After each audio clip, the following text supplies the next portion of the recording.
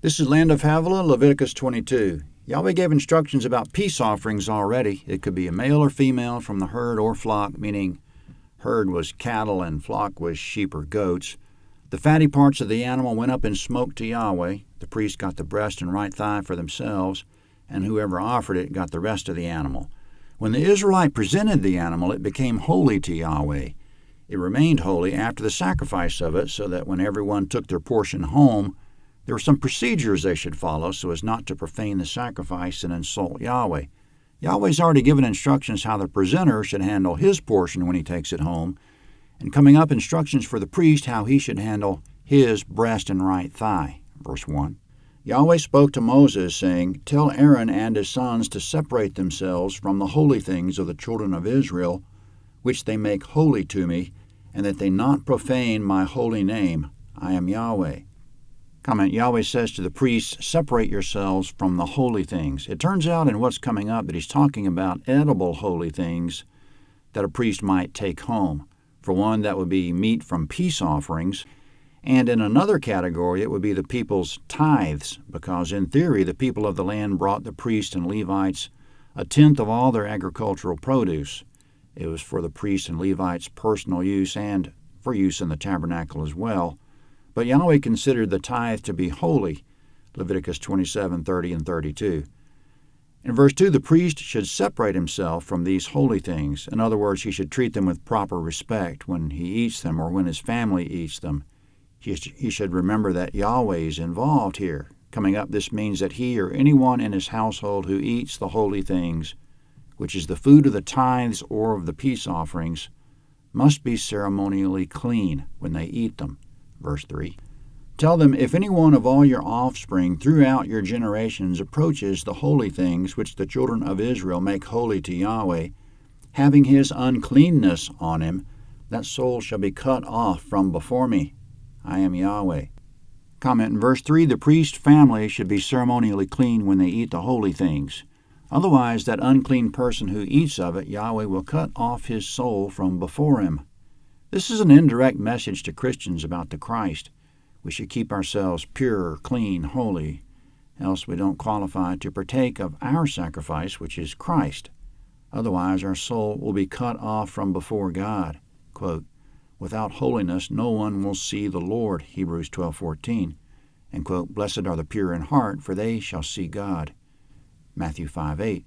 So in verse 3 we just read, no one in the priest's household shall have his uncleanness on him if he partakes of the holy things.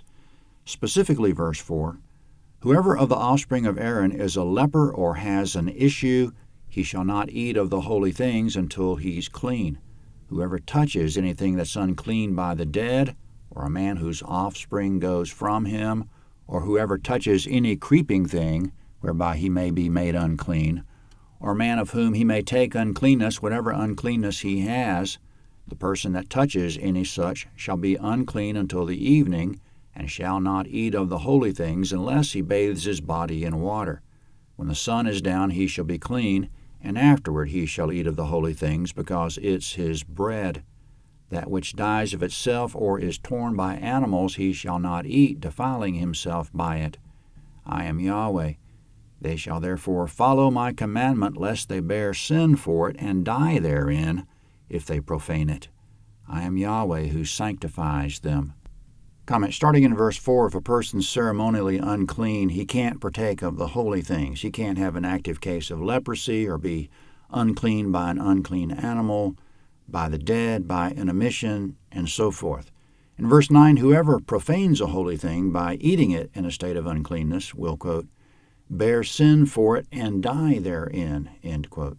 There's a separation from God in that statement, as when God told Adam and Eve, in the day you eat of it, you will surely die, end quote.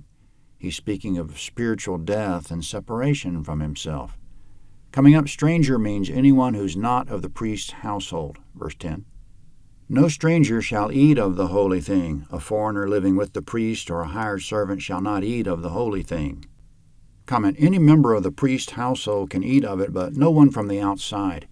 A hired servant's not a member of the household and cannot eat of it. Coming up, a purchased slave is a member of the household and can eat of it. In understanding the difference between a hired servant and one that's purchased, we should remember God told Abraham, quote, "He who is bought with your money must be circumcised." Genesis 17:13. So a purchased servant was part of the household and was circumcised, but not a hireling. As for Christians, quote, "You were bought with a price," 1 Corinthians 6:20. We're members of the household of Jesus, our priest. He's bought us. We're family. We can partake of the holy, but no outsider may partake. Verse 11. But if a priest buys a slave purchased by his money, he shall eat of it. As such are born in his house. They shall eat of his bread. If a priest's daughter is married to an outsider, she shall not eat of the heave offering of the holy things. But if a priest's daughter is a widow or divorced, and has no child, and has returned to her father's house as in her youth, she may eat of her father's bread, but no stranger shall eat any of it. Comment, a priest's daughter can partake of the holy things as long as she's still a member of the household, but when she marries and leaves the household, she can't partake anymore. If she returns to the household because she's widowed or divorced and has no children, she can partake again. Verse 14.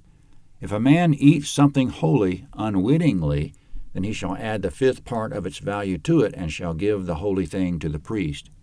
Comment, this is a repeat of Leviticus 5, verses 15 and 16, which covers what should be done if someone trespasses in a holy thing. The offender must bring a trespass offering of a ram or its equivalent in silver, plus 20%. In summary of how the priest should treat the holy things, verse 15, the priest shall not profane the holy things of the children of Israel which they offer to Yahweh, and so cause them to bear the iniquity that brings guilt when they eat their holy things, for I am Yahweh who sanctifies them. Comment, now moving on to another subject, Yahweh's been saying all along that an animal for sacrifice must be without defect. Now he'll expand on that in the case of a burnt offering, which is the type in chapter 1 that went fully up on the altar and was always a male, verse 17. Yahweh spoke to Moses, saying, "Speak to Aaron and to his sons and to all the children of Israel, and say to them, Whoever is of the house of Israel or of the foreigners in Israel who offers his offering, whether it is any of their vows or any of their freewill offerings which they offer to Yahweh for a burnt offering, that you may be accepted, you shall offer a male without defect of the bulls, of the sheep, or of the goats. But whatever has a defect, that you shall not offer, for it shall not be acceptable for you." Comment, previously Yahweh said a peace offering could be given as free will or in fulfillment of a vow. Now he adds that a burnt offering also could be considered free will or be used in fulfillment of a vow, but in any case a sacrifice must be without defect. Moving on to peace offerings and what constitutes an acceptable one, verse 21.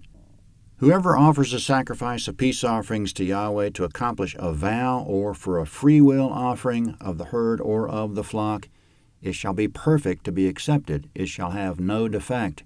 Blind, injured, maimed, having a wart, festering, or having a running sore, you shall not offer these to Yahweh, nor make an offering by fire of them on the altar to Yahweh. Either a bull or a lamb that has any deformity or lacking in his parts, that you may offer for a freewill offering, but for a vow it shall not be accepted.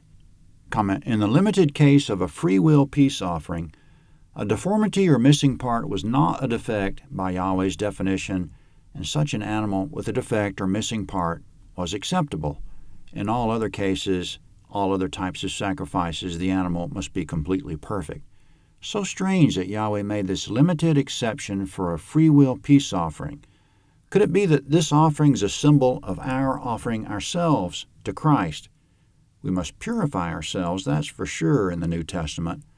But if we have some deformity or missing part, some aberration in the way He's created us, it's okay. Verse 24. You must not offer to Yahweh that which has its testicles bruised, crushed, broken, or cut. You must not do this in your land. You must not offer the bread of your God from the hand of a foreigner as any of these, because their corruption is in them. There's a defect in them. They shall not be accepted for you. Comment, if a foreigner brings an animal, there shall be no loosening of standards. His animal must also be without defect. Verse 26. Yahweh spoke to Moses, saying, When a bull or a sheep or a goat is born, Then it shall remain 7 days with its mother, and from the 8th day and thenceforth it shall be accepted for the offering of an offering made by fire to Yahweh. Comment, a sacrificial animal must be 8 or more days old. Speaking of its mother, verse 28, whether it is a cow or a ewe, you shall not kill it and its young both in 1 day. When you sacrifice a sacrifice of thanksgiving to Yahweh, you shall sacrifice it so that you may be accepted. It shall be eaten on the same day. You shall leave none of it until the morning. I am Yahweh. Comment, this is the same as chapter 7, that a peace offering for thanksgiving should be eaten same day, but for a vow or free will it was good same day and next day. When any sacrifice expires, burn what's left of it. Yahweh didn't want the sacrifice to decay and profane his name. David prophesied in the voice of Christ, saying, "You will not abandon my soul to Sheol, nor will you allow your Holy One to undergo decay." Psalm 16:10. It was a prophecy that Christ would rise the 3rd day, that his body would not decay. In summary of the chapter, verse 31, "Therefore you shall keep my commandments and do them. I am Yahweh. You shall not profane my holy name, but I will be made holy among the children of Israel. I am Yahweh who makes you holy, who brought you out of the land of Egypt to be your God. I am Yahweh." Comment, Leviticus 23 is next at landofhavilah.net.